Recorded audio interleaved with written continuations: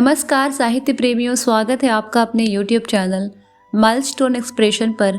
मैं वैष्णवी लेकर के आई हूँ हरिशंकर परसाई की एक और हास्य व्यंग जिसका नाम है दो नाक वाले लोग।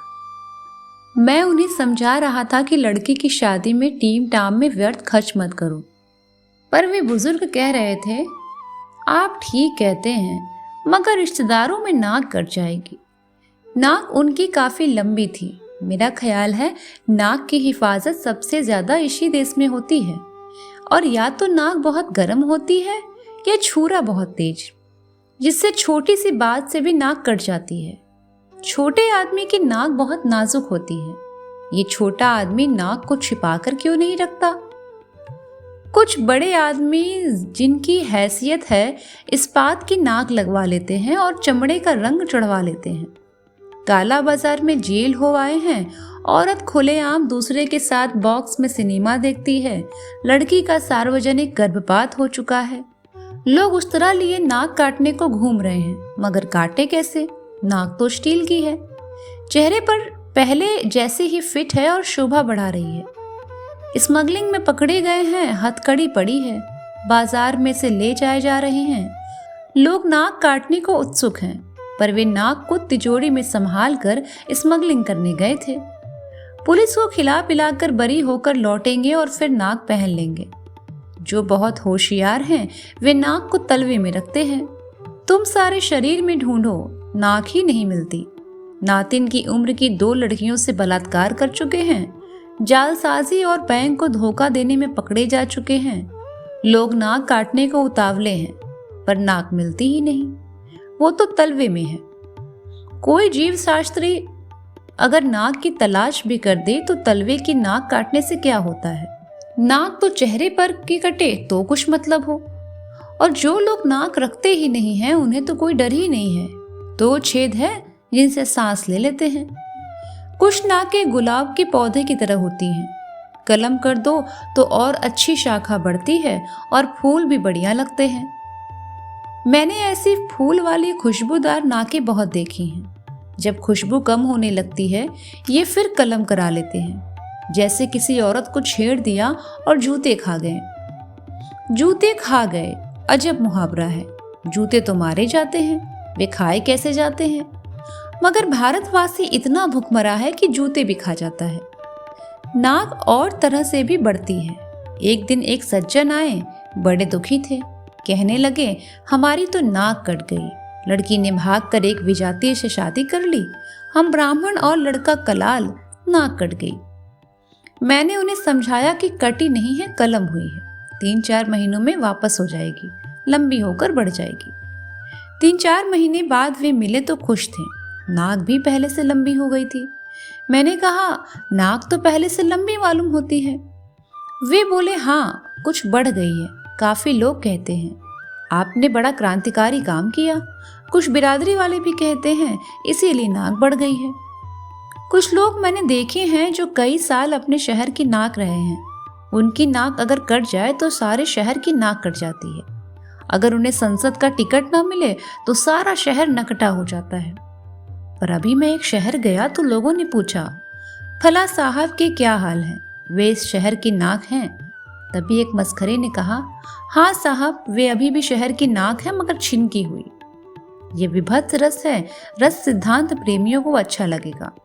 मगर बात मैं उन सज्जन की कर रहा था जो मेरे सामने बैठे थे और लड़की की शादी पुराने ठाठ से करना चाहते थे। पहले वे रईस थे, यानी मध्यम हैसियत के रईस। अब गरीब थे। बिगड़ा रईस और बिगड़ा घोड़ा एक तरह के होते हैं। दोनों बौखला जाते हैं। किससे उधार लेकर खा जाए ठिकाना नहीं। उधर बिगड़ा घोड़ा किसे कुचल दे ठिकाना नहीं। आदमी को बिगड़े रईस और बिगड़े घोड़े दोनों से दूर रहना चाहिए। मैं भरसक कोशिश करता हूँ। मैं तो मस्ती से डोलते आते सांड को देखकर भी सड़क के किनारे की इमारत के बरामदे में चढ़ जाता हूँ। बड़े भाई साहब आ रहे हैं, इनका आदर करना चाहिए। तो जो भूतपूर्व संपन्न बुजुर्ग मेरे सामने बैठे थे वे प्रगतिशील थे। लड़की का अंतरजातीय विवाह कर रहे थे। वे खत्री और लड़का शुद्ध कान्य कुब्ज। वे खुशी से शादी कर रहे थे, पर उसमें विरोधाभास ये था कि शादी ठाठ से करना चाहते थे। बहुत लोग एक परंपरा से छुटकारा पा लेते हैं पर दूसरी से बंधे रहते हैं। रात को शराब की पार्टी से किसी ईसाई दोस्त के घर आ रहे हैं, मगर रास्ते में हनुमान का मंदिर दिख जाए तो थोड़ा तिलक भी सिंदूर का लगा लेते हैं। मेरा एक और नास्तिक मित्र था। हम घूमने निकलते तो रास्ते में मंदिर देखकर वे कह उठते, हरे राम, बाद में पछताते भी थे। तो मैं उन बुजुर्ग को समझा रहा था, आपके पास रुपए हैं, आप कर्ज लेकर शादी का ठाट बनाएंगे, पर कर्ज चुकाएंगे कहाँ से? जब आपने इतना नया कदम उठाया है कि अंतर जाति विवाह कर रहे हैं, तो विवाह भी नए ढंग से कीजिए। लड़का कान्य कुब्ज का है, बिरादरी में शादी करता तो कई हजार उसे मिलते। लड़के शादी के बाजार में मवेशी की तरह बिकते हैं। अच्छा मालवी बैल और हरियाणा की भैंस ऊंची कीमत पर बिकती है। लड़का इतना त्याग तो लड़की के प्रेम के लिए कर चुका, फिर भी वो कहता है अदालत जाकर शादी कर लेते हैं, बाद में एक पार्टी कर देंगे। आप आर्य समाजी हैं, घंटे भर में रास्ते में आर्य समाज मंदिर में वैदिक रीति से शादी कर डालिए, फिर 300-400 रुपए की पार्टी दे डालिएगा। लड़के को एक पैसा भी नहीं चाहिए, लड़की के कपड़े वगैरह मिलाकर शादी 1000 में हो जाएगी। वे कहने लगे, बात आप ठीक कहते हैं, मगर रिश्तेदारों को तो बुलाना ही पड़ेगा। फिर जब वे आएंगे तो इज्जत के ख्याल से सजावट, खाना, भेंट वगैरह देनी होगी। मैंने कहा, आपका यहाँ तो कोई रिश्तेदार है नहीं। वे हैं कहाँ? उन्होंने जवाब दिया, वे पंजाब में हैं, पटियाला में ही 3 करीबी रिश्तेदार हैं, कुछ दिल्ली में हैं, कुछ आगरा में हैं। मैंने कहा, जब पटियाला वाले के पास आपका निमंत्रण पत्र पहुंचेगा तो पहले तो वो आपको 10 गालियां देगा। मई का ये मौसम, इतनी गर्मी, लोग तड़ातड़ लू से मर रहे हैं, ऐसे में इतना खर्च लगाकर जबलपुर जाओ, कोई बीमार हो जाए तो और मुसीबत। पटियाला या दिल्ली वाला आपका निमंत्रण पाकर खुश नहीं होगा, दुखी होगा। निमंत्रण पत्र न मिला तो वो खुश होगा और बाद में बात बनाएगा, कहेगा आजकल जी डाक की इतनी गड़बड़ी हो गई है कि निमंत्रण पत्र ही नहीं मिला, वरना ऐसा हो सकता था कि हम ना आते। मैंने फिर कहा, मैं आपसे कहता हूँ कि दूर से रिश्तेदार का निमंत्रण पत्र मुझे मिलता है तो मैं घबरा उठता हूँ। सोचता हूँ जो ब्राह्मण 11 रुपए में शनि को उतार दे, 25 रुपयों में सगोत्र विवाह करा दे, मंगली लड़की का मंगल 15 रुपयों में उठाकर शुक्र के दायरे में फेंक दे, वो लग्न सितंबर से लेकर मार्च तक सीमित क्यों नहीं कर सका? मई और जून की भयंकर गर्मी की लगने गोल क्यों नहीं कर देता? वो कर सकता है। और फिर ईसाई और मुसलमानों में जब बिना लग्न शादी होती है तो क्या वर वधू मर जाते हैं?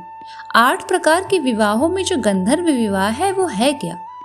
वह यही शादी है जो आज होने लगा है कि लड़का लड़की भाग कर कहीं शादी कर लेते हैं। इधर लड़की का बाप गुस्से में पुलिस में रिपोर्ट करता है कि अमुक लड़का हमारी नाबालिग लड़की को लेकर भाग गया, मगर कुछ नहीं होता क्योंकि लड़की मैट्रिक का सर्टिफिकेट साथ ले जाती है जिसमें जन्म की तारीख होती है। वे कहने लगे, नहीं जी, रिश्तेदारों में नाक कट जाएगी। मैंने कहा, पटियाला में इतना किराया लगाकर नाक काटने इधर कोई थोड़े आएगा, फिर पटियाला में कटी नाक को कौन इधर देखेगा, काट ले पटियाला में। वे थोड़ी देर गुमसुम बैठे रहे।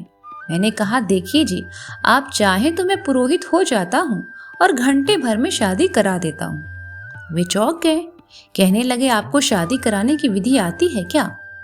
मैंने कहा, हाँ, ब्राह्मण का बेटा हूँ। बुजुर्गों ने सोचा होगा कि लड़का नालायक निकल जाए और किसी काम धंधे के लायक न रहे तो इसे कम से कम सत्यनारायण की कथा और विवाह विधि सिखा दो। ये मैंने बचपन में ही सीख लिया था। मैंने आगे कहा, और बात यह है कि आजकल कौन संस्कृत समझता है और पंडित क्या कह रहा है उसे भी कौन सुनता है। वे तो और अह इतना ही जानते हैं। मैं इस तरह मंगल श्लोक पढ़ दूं कि कोई ध्यान नहीं देगा। ओम Jack and Jill went up the hill to fetch pail of water, ओम Jack fall down and broke his crown and Jill came टम्बरिंग after कुर्या सदा मंगलम। इसे लोग वैदिक मंत्र समझेंगे। वे हंसने लगे। मैंने कहा, लड़का उत्तर प्रदेश का कान्य कुब्ज और आप पंजाब के खत्री, एक दूसरे के रिश्तेदारों का कोई नहीं जानता। आप एक सलाह मेरी मानिए, इससे कम से कम में काम निपट जाएगा और नाक भी कटने से बच जाएगी। लड़के के पिता की मृत्यु हो चुकी है, आप घंटे भर में शादी करवा दीजिए। फिर रिश्तेदारों को चिट्ठियां लिखिए इधर लड़के के पिता को दिल का तेज दौरा पड़ा। डॉक्टरों ने उम्मीद छोड़ दी। 2-3 घंटे वे किसी भी तरह जी सके। उन्होंने इच्छा प्रकट की कि मृत्यु के पहले ही लड़के की शादी हो जाए तो मेरी आत्मा को शांति मिल जाए। लिहाजा उनकी भावना को देखते हुए हमने फौरन शादी कर दी।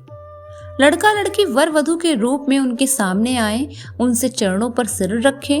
उन्होंने इतना ही कहा, सुखी रहो, और उनके प्राण पखेरु उड़ गए। आप माफ करेंगे कि इस मजबूरी के कारण हम आपको शादी में नहीं बुला सके। कौन जानता है आपके रिश्तेदारों में कि लड़के के पिता की मृत्यु कब हुई। उन्होंने सोचा, फिर भी तरकीब ठीक है, पर इस तरह की धोखाधड़ी मुझे पसंद नहीं। खैर, मैं उन्हें काम का आदमी लगा नहीं। दूसरे दिन मुझे बाहर जाना पड़ा। 2-3 महीने बाद लौटा तो लोगों ने बताया कि उन्होंने सामान और नगद लेकर शादी कर डाली। 3-4 दिन बाद से ही साहूकार सवेरे से तगादा करने आने लगे। रोज उनकी नाक थोड़ी थोड़ी कटने लगी। मैंने पूछा, अब क्या हाल है?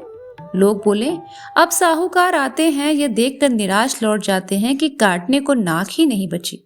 मैंने मजाक में कहा, साहूकारों से कह दो कि इनकी दूसरी नाक पटियाला में पूरी रखी है, वहां जाकर के काट लें। तो यह हास्य व्यंग आपको कैसा लगा कमेंट में ज़रूर बताइएगा। मिलेंगे आपसे जल्द ही एक नई कहानी, कविता या फिर उपन्यास के नए अध्याय के साथ।